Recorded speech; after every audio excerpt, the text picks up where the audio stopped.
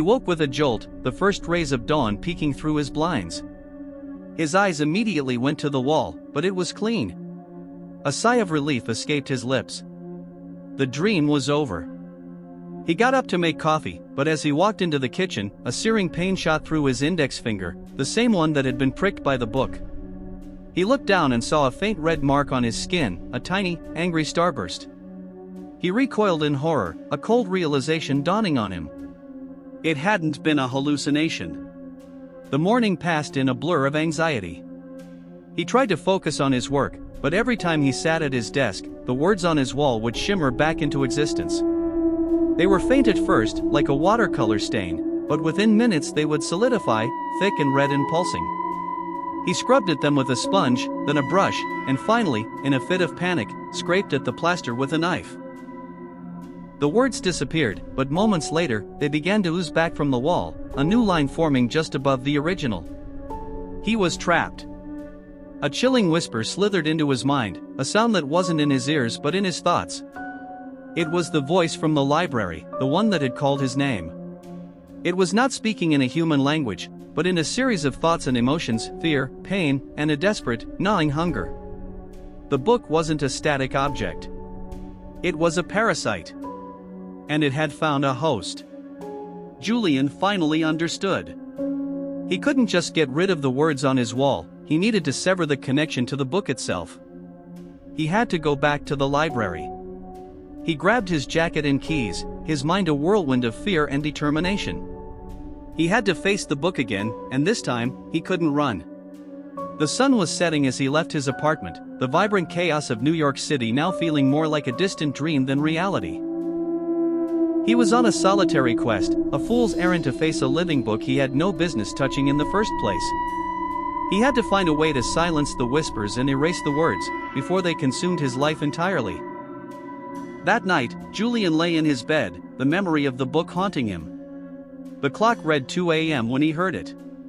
A faint whispering. It seemed to come from everywhere and nowhere at once, and it sounded like the pages of a book being turned, one by one. He sat bolt upright, straining his ears, but the sound stopped. Then, just as he was about to lie back down, he saw it. On the wall opposite his bed, a single, rusty red word began to ooze from the plaster. It was one of the symbols from the book. He watched in frozen horror as a second word followed, and a third, forming a line of incomprehensible, pulsing script on his wall. They writhed and shifted, as if alive, and a cold dread seized him. The words from the book had not only followed him home, they had come to life. Julian scrambled out of bed, his mind a frantic jumble of disbelief and terror. He reached for his phone to snap a picture, but as soon as the flash went off, the words vanished. The plaster was pristine white, as if they had never been there. He told himself it was just a hallucination, a stress-induced vision from his sleepless nights working on his thesis.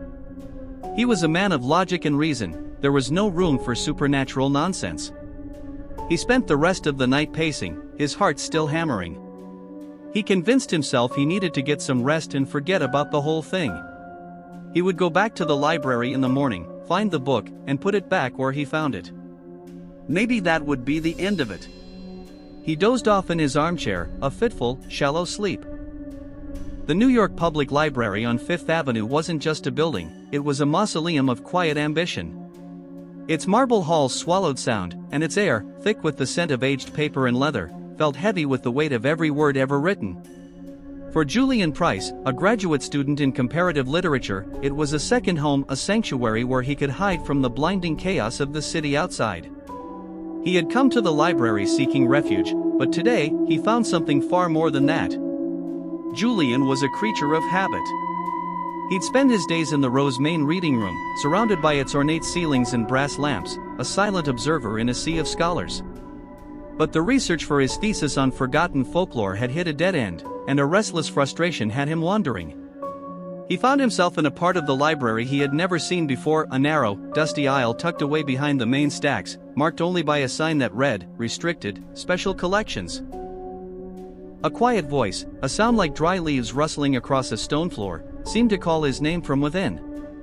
He pushed open the heavy oak door. The room was not what he expected. It wasn't a formal archive but a forgotten antechamber, filled with stacks of books that had no place on the polished shelves of the main library. They were unbound, brittle, and covered in a film of gray dust.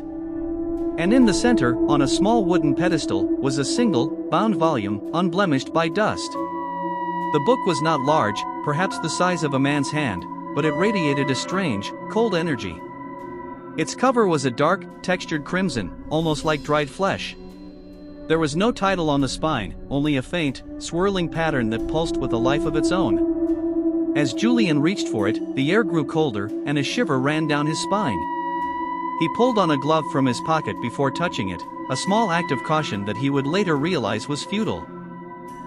The moment his gloved fingers brushed the cover, a single, sharp prick came through the fabric, and a drop of blood, his blood, appeared on the index finger. He pulled back, startled, but the book seemed to draw him in. A morbid curiosity, a sensation both horrifying and irresistible, compelled him to open it. The pages were a shocking sight. They were not paper but a thin, parchment-like material, and the text was not ink. It was a deep, rust-colored substance, thick and uneven. It was blood. The script was ancient, a forgotten language he couldn't recognize, but as he stared at the page, the words seemed to shift and writhe. The air crackled with a silent tension. Julian felt a sudden, dizzying wave of nausea, and the room spun around him. He quickly shut the book, replacing it on the pedestal, and stumbled out of the room, his heart pounding a frantic rhythm against his ribs.